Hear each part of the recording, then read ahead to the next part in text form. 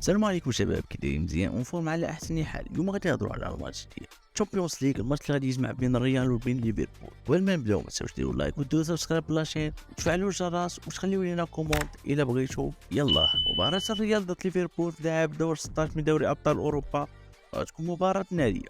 فريق ليفربول لعب صحوه في المستوى في اخر مباريات البطولة الدوري الانجليزي من بعد البدايه ديالو متعثر وفقدان البوصله في اغلب مباريات الموسم. الماتش غيتلعب في ملعب الانفيلد على الساعه 9 مساء، وغيكون معلق هو حفيظ الدراجه على بين بريميوم واحد. ليفربول اللي كيحتل المرتبه 8 في الدوري الانجليزي ب 35 نقطه، واللي ولا قريب من التوب 4 اذا بقى غادي بنفس الريتم ديال المباريات الاخيره. سبحان الله، الفريق حتى قربت العصبه تحسن المستوى ديالو. مواجهه الريال خلاتو يقدم افضل المستويات. بالنسبه لليفربول اللي تاهل من دور المجموعات كثاني مجموعه 15 نقطه متساويه مع نابولي اللي فاتوا في فريق المواجهات المباشره. ليفربول اللي ممكن يدخل بالتشكيله التاليه: حراسة المرمى أليسون بيكر، خط دفاع ترينت أليكسندر أرنولد كظهير أيمن، محور دفاع فيرجيل فان دايك وجو غوميز، كظهير أيسر أندي روبرتسون، وسط الميدان ستيفان باتيستيت، جوردان هالدرسون وفابينيو. بالنسبة لخط الهجوم غادي يكون كودي جاكبو، روبرتو فيرمينيو ومحمد صلاح. هذه بالنسبة للتشكيلة المحتملة اللي ممكن يلعب بها ليفربول.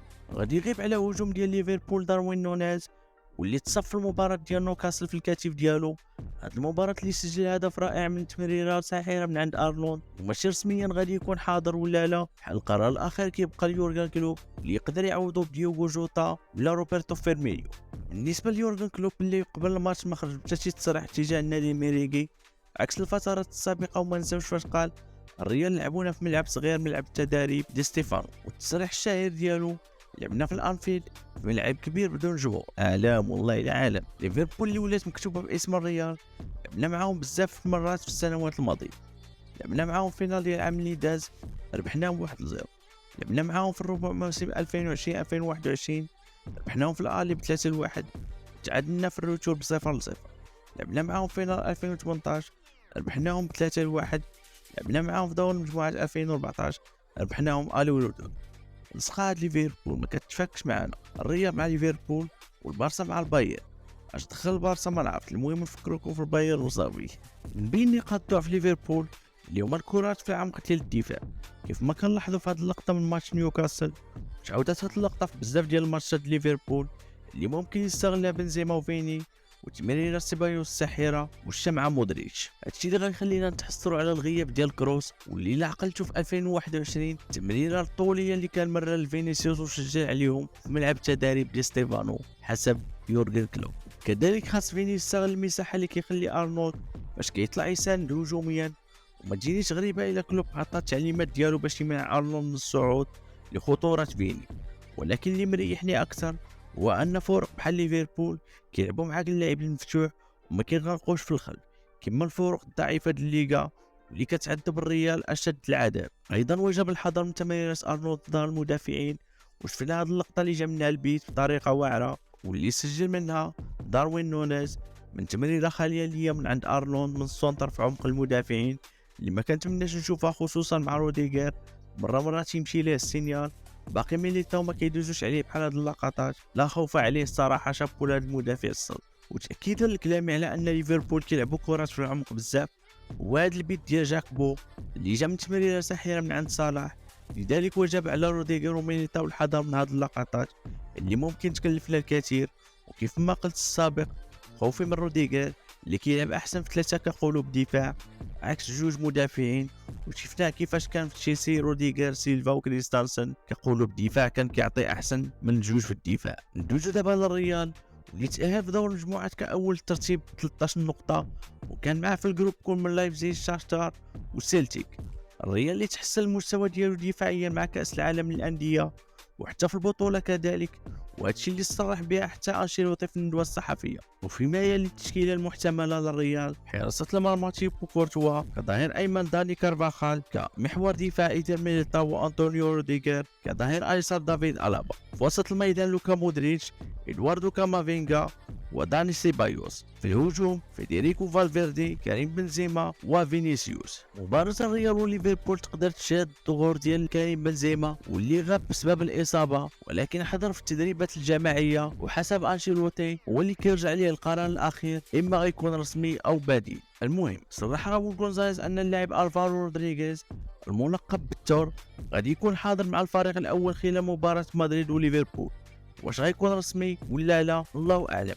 الفارو رودريغيز ما فاتش على الماتش ضد اوساسونا 24 ساعة، حتى كان لعب ماتش مع الكاستيا ضد ليناريز ولعب 60 دقيقة في الماتش كامل. ولكن باش تكون عندك 19 لاعب وتلعب اول ماتش ليك مع الريال وتدخل في اخر الدقائق وتلعب 6 دقائق بالضبط، فعلا دار اللي ما داروش ايدن هازارد. مباراة بتاريخ ايدن هازارد مع الريال. الفارو كذلك ضغط على المدافع وخلاه يدير خطأ وعطى اسيست ديال الهدف، وكان قريب على الاسيست الثاني لولا التسلل. ممكن نقولوا حنا موعودين مع مهاجم كبير قادم للريال، خاص غير مرة انشيلوتي يثيق فيه ويعطيه فرصه، ويقدر يكون المعوض لبنزيما الى اعتزل. حنا عارفين الخدمه اللي كيدير كريم بنزيما في الهجوم، تقل كامل كيهزو هو، ولنا في الموسم الماضي احسن مثال صاحب الكره الذهبيه صعيب تلقى اللي يعوضه، يعني الهدافين التاريخيين للريال بعد رونالدو. الفارو فعلا ممكن الى استمر بهذا النيفو يمشي بعيد. اللاعب جاي من بطولة كوبا امريكا لاقل من 20 سنه وكان هو الهداف ديالها. اللاعب قوي البنيه، عنده امكانيات مهمه، كيربح الكرات العاليه، كيلعب برجليه بجوج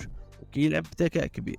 صراحه هذا اللاعب ربح كبير للريال. اللاعب فينيسيوس اللي الحاله ديالو صعيبه، اللاعب اللي عنده ارقام مهمه هذا الموسم، لكن يا اخوتي المدريد لسه اش كيدير الاتجاه ديال الكره، راه لا يمكن. فين يكون يخدم عقله شويه على الفينيش ويزيد يطور راسو قدام الشبكه، راه يحط راسو مع اساطير الكره، ولكن بعض المرات كيتعامل قدام الشبكه برعونه كبيره بزاف تخلي المشاهد المدريدي يتعصب من جهته. صحيح اللاعب كيتعرض لعنصريه كبيره في اسبانيا وكثير الانفعال مع الحكام والمنافسين ومع الجماهير، الشيء اللي تيخليه يكون منبوذ من عند الجميع. ولكن الصراحه اللاعب خاصو يبدل التصرفات ديالو وما يبقاش يعطي اهتمام كبير لاستفزازات اللاعبين الخصم والجماهير والحكام. كيقولوا بعض الاخبار بان داني سيبايوس مطلوب من نادي البافار. اوكي الخبر ممكن يكون غير صحيح، ولكن كنتمنى صديقا انه يكون فيك. اللاعب ممكن يكون مستقبلا خليفه لكروس ومودريتش، وحاليا كيقدم الاضافه مع الفريق، وعدم التجديد ليه غيكون خطيئه لا تغتفر.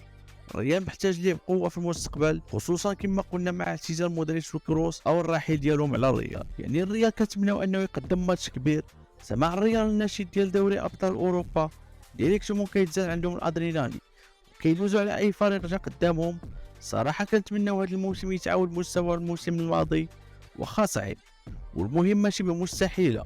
ممكن الريال تقدم مستويات كبيره وتفوق على الفرق اللي غتواجهها، لكن ماشي بنفس طريقه الموسم الماضي. ولو تفوز بدوري ابطال اوروبا هذا الموسم، ولكن ما عمره يحل المكان الموسم الماضي، حيث تحقق بطريقه تشكوكيه وبريمونتادات خياليه. وفي الاخر كنقول المقوله الشهيره خاص الانتر تسجل الرب تنهبطوا البايرن اليوروبا ليغ. وما تنساوش تخليو لينا لايك وديروا سبسكرايب لاشين وتفعلوا الجرس وديروا لينا كوموند كتشجيع لينا. بيس.